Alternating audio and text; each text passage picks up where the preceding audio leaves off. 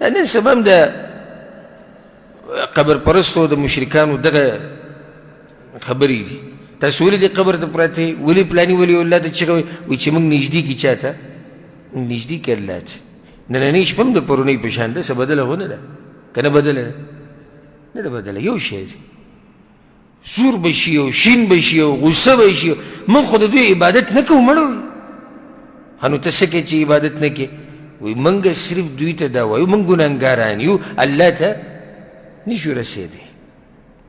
موږ ګناهګاران الله ته نشو رسېدی، نو دا واسطه ده زموږ په منځ کې او د الله په منځ کې.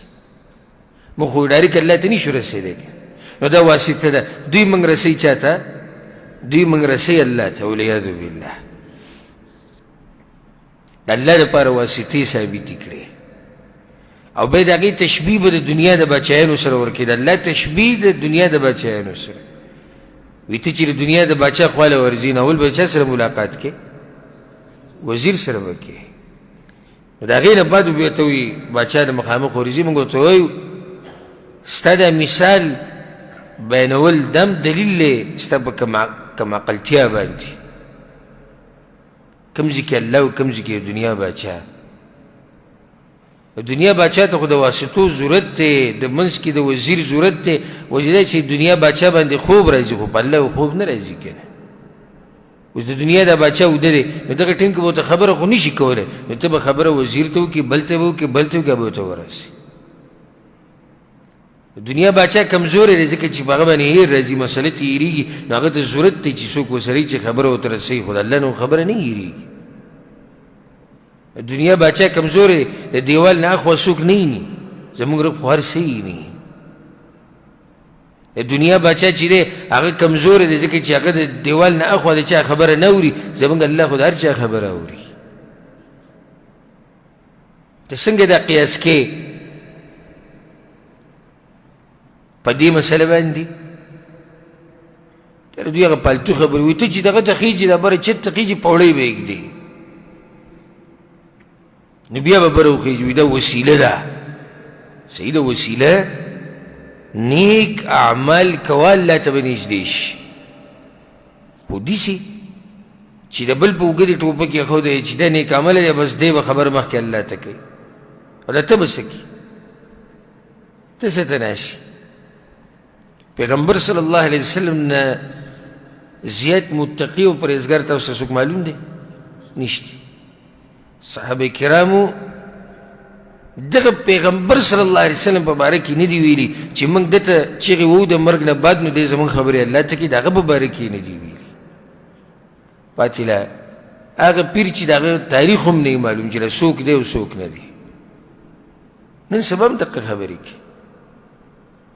شیخ رحمه الله وایي چې فأتى بالإخلاص.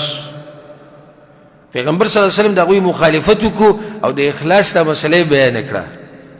اخلاص څه مطلب دی؟ خالص بندگی د الله کول. واخبر انه دین الله، او دی وی چې د الله حقیقي دین هم دا دی، الذي ارسل به جميع الرسل. ټول پیغمبران هم د دې دپاره رالیږلي. دا مسله مخکې موږ سره بیان شو. وانه لا يقبل من الاعمال الا الخالص. او پیغمبر صلی الله علیه وسلم د جاهلیت خلکو ته دا ووی چې الله ګوره هغه عمل قبلی کوم چې خالص د الله دپاره وي. فمن كان يرجو لقاء ربي فليعمل عملا صالحا.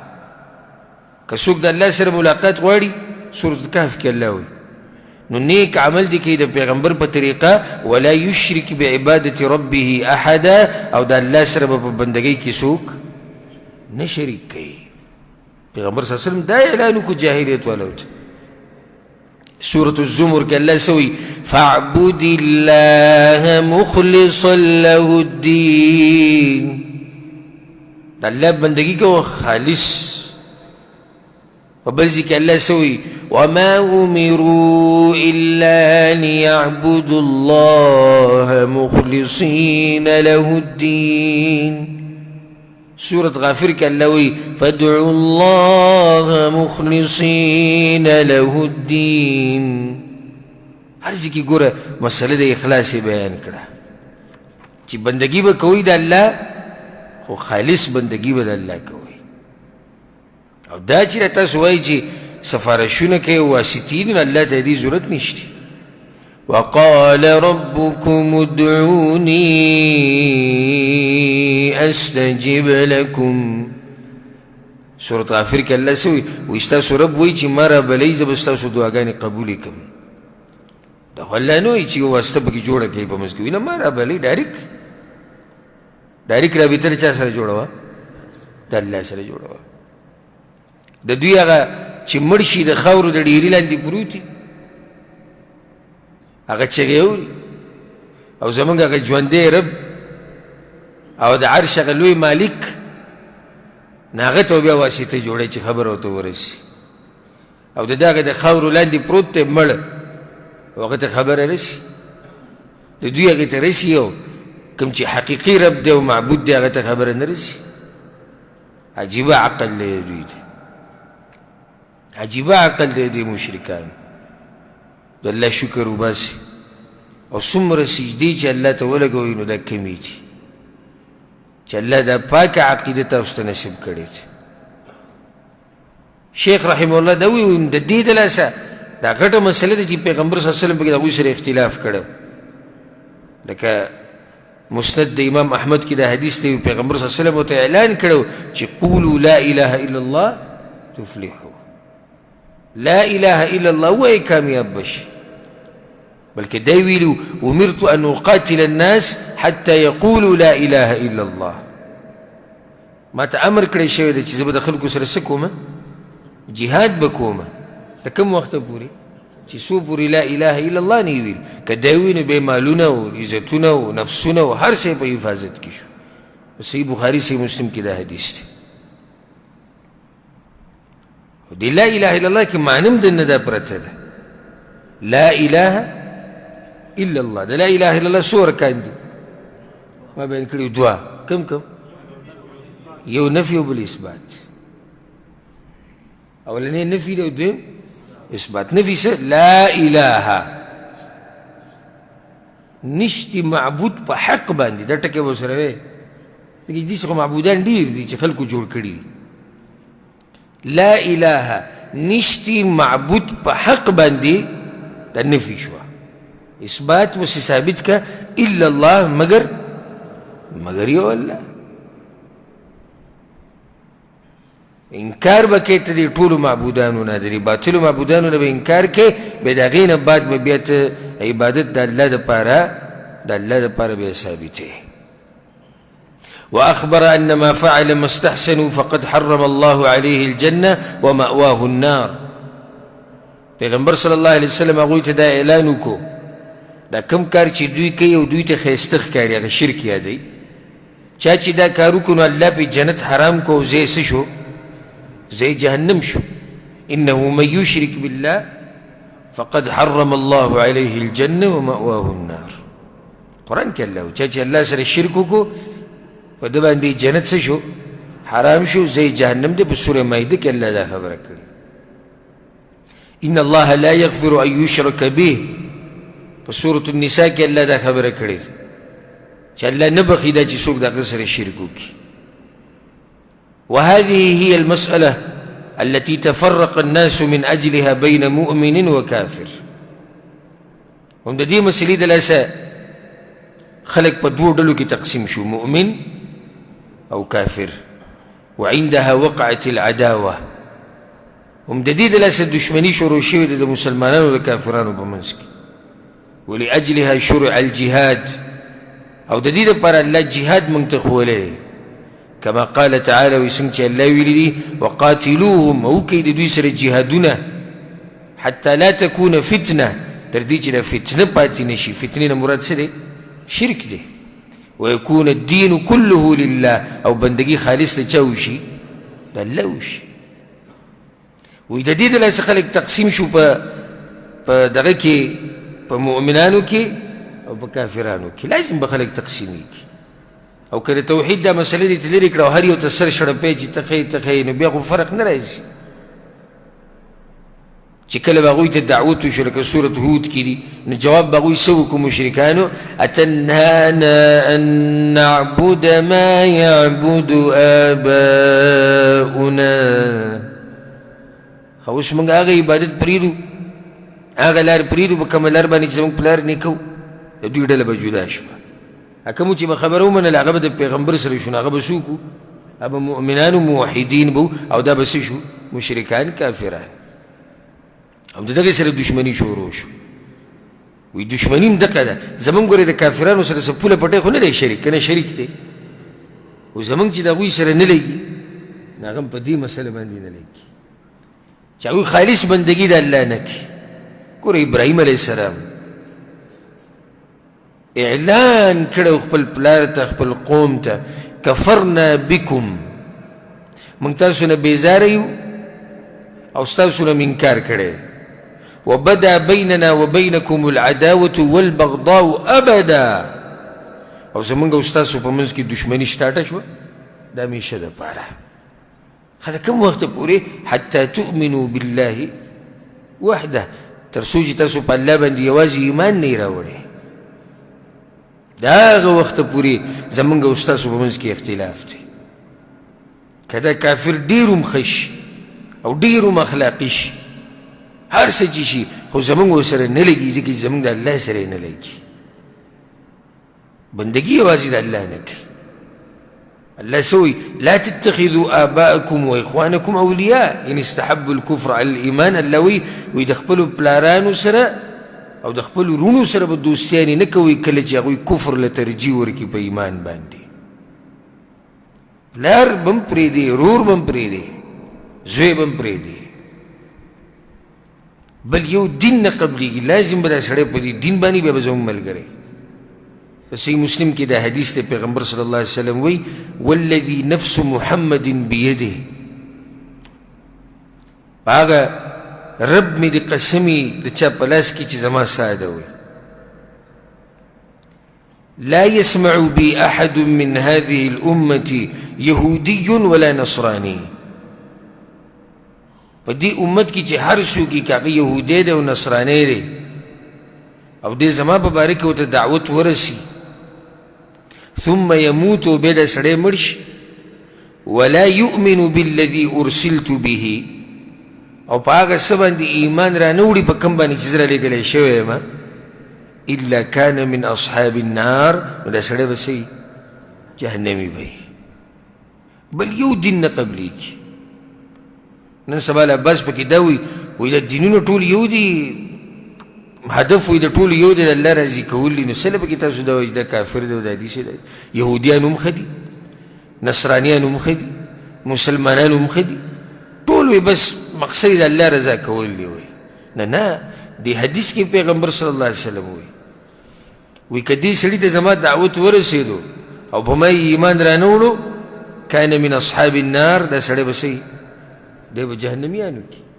په پیغمبر صلی الله علیه وسلم باندې ایمان راوړه دا لازم دی بل یو دین نه قبلی ومن یبتغي غیر الاسلام دینا فلن یقبل منه او څوک چې د اسلام نه علاوه بل دین لټوي فلن یقبل من دا دغه نه قبلیږي نه لازم به دې توحید ته غاړه ایږدي نو زموږ ملګری کېږي به د جهاد او اختلاف زموږ د هغوی سره په دې مسله کې روان دی د یهودو نصاراو سره په همه بنیادي مسله کې زموږ اختلاف روان دی توحید په مسله کې اختلاف روان دی یو ما تاسو ته دا نصیحت دی چې د توحید دومره محبت ورسره وکړئ چې د توحید او د توحید دا مسلې ستاسو په دې رګونو کې داسې وګرځي لکه څنګه چې پکې دا وینه ګرځي الله سبحانه وتعالی د بني اسرائیلو باره کې وایي کله چې د موسی علیه السلام د تلو نه بعد هغوی د سخي بندګي شروع کړه الله وایي واشربوا في قلوبهم العجل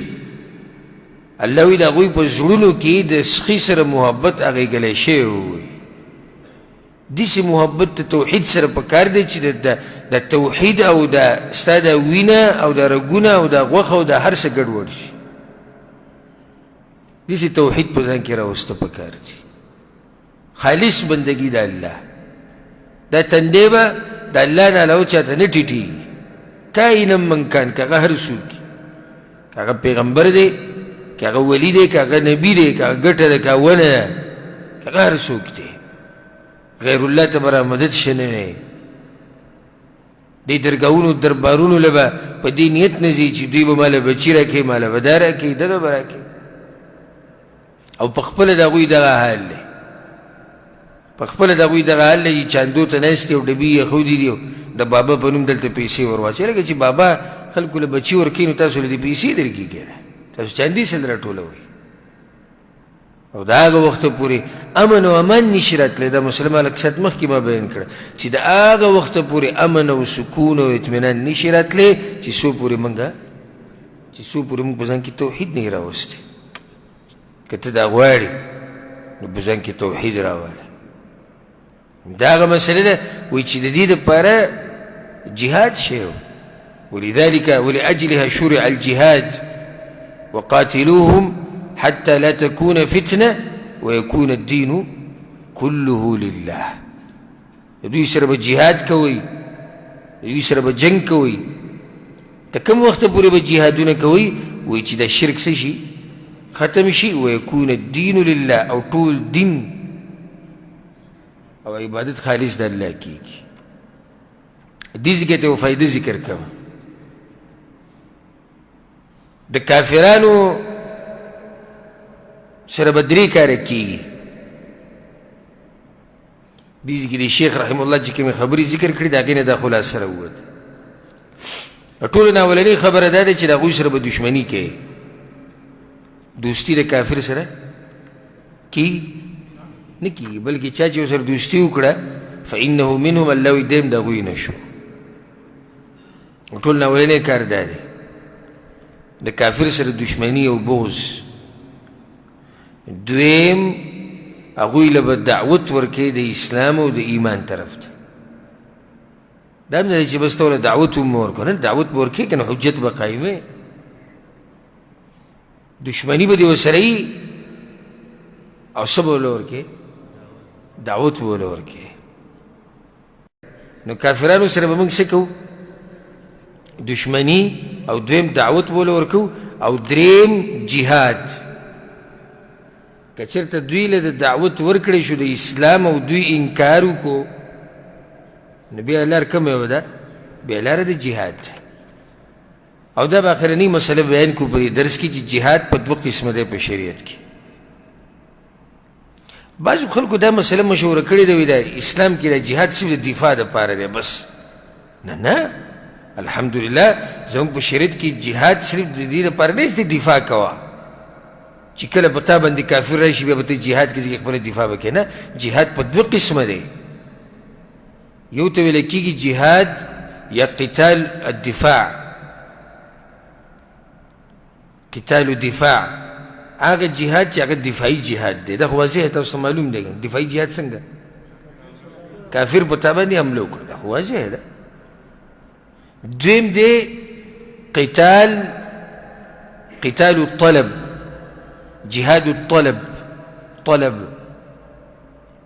دا چې ته د خپل طرف نه قدم اوچت کړي د جهاد کافرانو په تا حمله نه ده کړې ته پرې ورځې دا جهاد هم شته په شریعت کې الحمدلله دا نه چې صرف زموږ په شریعت کې دا جهاد دی چې صرف په کافر راځي موږ په انتظار ناست شو بیا به ورسره جهاد کوو نه بلکې زموږ په شریعت کې دا هم شته چې ته د خپل طرف نه ابتدایي حمله وکړې دعوت ورکړي هغوی نه قبلوي یو خبره ورسره هم نه برابرېږي بیا جهاد لار کولاو ده خو سره د څه سره د شروط دا نه چې تاسو بس وایئ بس لار خو کولاو ده ورځئ پرې د هغې بیا خپل شروط دي طاقت شته که نشته لکه پیغمبر صلی الله علیه وسلم دا جهاد دفاع دا هم کړی دی او دا طلب هم کړی خو په مکه کې جهاد طلب کړی نه دی کړی دغه شان مدینه کې هم بعضو حالاتو کې نه دی کړی خو چې کله به طاقت وو نو بیا به ورته د هغې بیا خپل شروط دي د جهاد چې هغه په خپل ځای کې بیان شوي دي جهاد دا نه دی چې بس ته د جهاد نوم واوره وردانګه د هغې دپاره خپل آداب دي خپل شروط دي خپل احکام دي خو ما صرف دا مسله واضحه کوله چې جهاد په دوه قسمه دی یو ته ویل کېږي جهاد دفع یا دفاع او دویم دی جهاد الطلب او د دوانو خپل ځایونه دي او خپل مسلې دي. الله سبحانه وتعالی دې موږ پوه کړي په قرآن او حدیث باندې. نو د جاهلیت یو مسله بیان شوه او د ټولو نه غټه مسله په هغه زمانه کې وه، هغه دا چې هغوی به د نیکانو خلکو نیکان خلک به شریکان کول الله سره په بندګۍ کې، او دغه شان هغوی ته به هم را مدد شوي او هغوی ته به واسطې وي او دا به وي چې دوی الله ته موږ نږدې کوي. نو په هغې باندې رد وشو. انشاءالله پر روان درس کې بیا د دویمې مسلې نه شروع کوو. هذا والله أعلم وصلى الله وسلم على نبينا محمد وعلى آله وصحبه أجمعين.